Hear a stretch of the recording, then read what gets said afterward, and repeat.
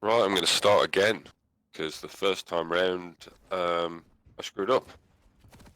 This is Slobs, very similar to OBS. Say very similar to OBS. It is OBS. Stands for Streamlabs OBS, Open Broadcasting Software. It's the same as OBS, except it's got a lot more in it, and it's actually apparently easier on your system.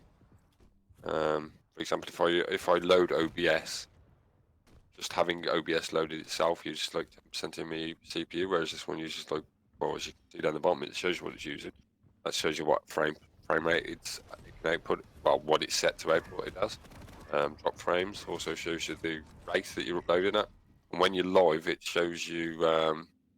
Obviously, it shows you it's green or red, depending on whether you're dropping, or whether you're going over your upload rate. Whether it can't keep up, I suppose.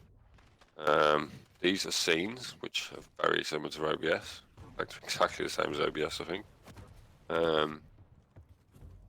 These are scenes I've created, so I've got my images in there.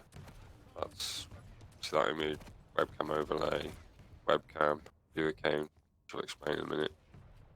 Subscriber goal, got it turned off at the moment. Donation goal, show up, whatever. Chat box is there as well. Alert box. These are all things that are part of Slobs, which are really cool. Down here I've got my capture card, my games. So add it the same way you would in Slobs. So if we go back, what I did here as well is that scene with the webcam overlay. Then I've got one without it, in case I don't want to show my face. And I've got these bound to key, so I can switch between one and the other. So I've got this bound to a key, so when my games are about to start, got an intro, got a video that plays in it, and obviously I'll be right back. I'm away for whatever reason. At the top here, got our live dashboard. So in here, you've got things like, if you add this on a second monitor, for example, you could have your chat window here, so you can see everyone chatting in Twitch or YouTube. I'm not sure what this is. I think these are like, I think these are giveaway wheels, like you spin it and it picks a winner, sort of thing. Not really sure. I haven't messed with that. Go to editor. Oh, sorry, themes. Go to themes. It's got like overlays that are already pre-configured. I haven't really looked through these. I'm not really interested in them. I don't plan on. Well, I suppose if they had a Quake one, it'd be pretty cool, but I don't think they have. Ooh, altered carbon. That's not too bad looking, I suppose. Anyway, that's just an example. Kind of cool, I suppose. Widget themes. Didn't have these on there before, but these are all new things. Might have a look at these later. Not really sure what's to do with your alert box and stuff. I'll explain that now. So if we go back to the editor view, so if I go back to scene, right? So once you've set up your account on Streamlabs, by the way, once you've done that, it saves all your settings. So when you log into this from anywhere, it moves all of your settings over, even your sources get moved over as well, which is really cool. The problem is if you want to have two Streamlabs open at the same time on two different computers, two different reasons, i.e. one computer's just got a capture card in it, another computer's capturing what's going on the computer itself, then it gets a bit confusing, because obviously, because the computers are, it's difficult to explain. Here's a good example. So I stream on this computer using my CPU, and on my other computer I stream using the capture card. But because I'm signed in on the same account on both computers, it wants the media source or the pictures and whatnot be in the same place. So as an example, on this computer, my computer's called Bubsy, blah blah blah, it's on there, but on my streaming PC, it's called, it's in a different place. I could get around that, well, I didn't think about it at the time, but get around that by just creating a user folder on both PCs, regardless of whether there's a user on that computer that by that name, just sticking everything in the same user folder. That makes sense. Anyway, you wouldn't have that problem. But anyway, getting back to Streamlabs. So if we go, just logging into my Streamlabs account, my computer. So in Streamlabs, you can use things. Well, you've obviously seen them if you've ever watched Twitch. So when someone follows you, you get this. Someone subscribes to you, change all these, which I may do. I just really messed with it. You've also got a chat box that sits on the side.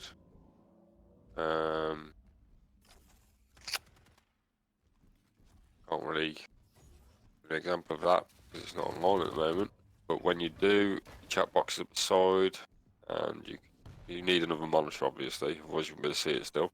You get chat box up here of what people are saying. See, other people that are also watching the stream can see it. That's that pretty much. Fucking Visor's such a tank. Cool thing about OBS, I suppose. Well, there's lots of cool things about OBS, but you got all the settings that OBS have got, except more. A really cool one that they added recently. I won't go into that now, actually. But so much stuff in here. I mean, it's just got so much stuff in it. Get a dashboard. This is where you sign into your account. Got donations, so you can set up a donation page. It tells you the top donations and all that stuff. You know, scrolls across the screen, all that sort of thing.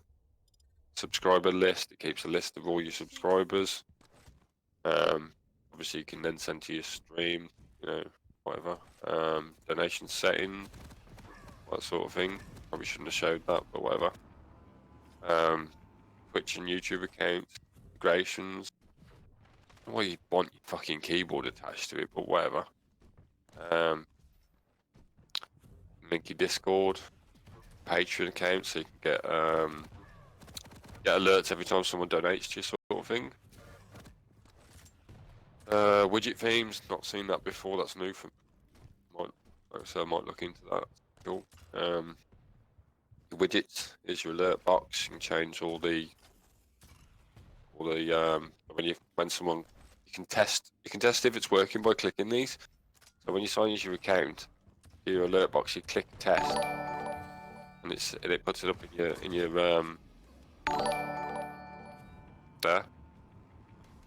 So you can sign in online and then test and make sure it's actually sending to your stream. Goal, stream boss.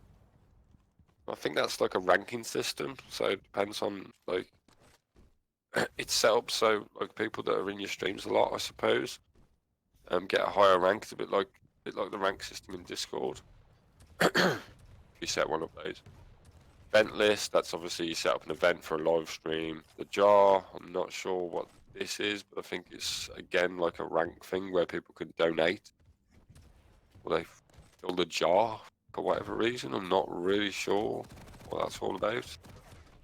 Or they get a rank, I presume. Yeah, they get. I'm gonna guess. I don't know for sure, but I think they get a rank depending on how much they've tipped to the jar. Donation ticker, self-explanatory. When people donate, their names across the screen, scroll across the screen. Top donators, that sort of thing. Your account, obviously. Spin wheel, I'm pretty sure that's a giveaway thing. Not sure, but I'm gonna say. Wish list, like stuff that you'd like to purchase or stuff that you've got that you'd like. Well, just stuff that you'd like. To be honest. A wish list. Not sure why you'd want to do that. Want people to buy it for you. That's it really. You got other stuff at the bottom. So I've not really messed with all of this stuff. Way too much. In fact, they add stuff all the time, so it's they've added a lot more since I last messed with it. To be fair, don't use this per se at the moment because I don't have a video card in my streaming PC that's strong enough to run it. don't have a CPU strong enough to run X264 either. So I use my capture card software to stream. But that's it, yeah. That's pretty much it. And as an example, let's add a window capture. Add the browser that's playing in the background. Window capture. This is, yeah. Nope, it won't let me. Okay, cool. Definitely a window capture. And source. Okay. Why can we not select it?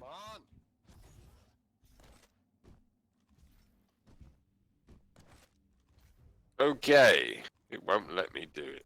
That's fantastic. That is bizarre. I think I may need to reinstall this. Window capture, game capture, display capture, browser. I'm trying to capture the wrong thing. No, it's not it. I'm swearing in my stream as well. Add source. Firefox. Maybe it's because it's not actually active. Try this. Let's try that again. Delete that. Add a window capture. There we go. That's bizarre. Must have been because it wasn't active. Stop swearing on my stream. Right, so if I click live down here, the cool thing about this is it will show me.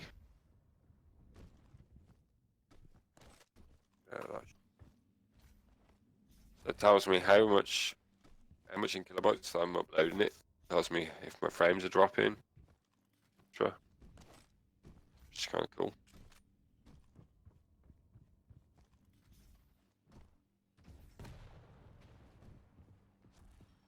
Stream that too long, so I got to delete it. So there you go. That explains a little bit of it. Kind of cool. As for settings, so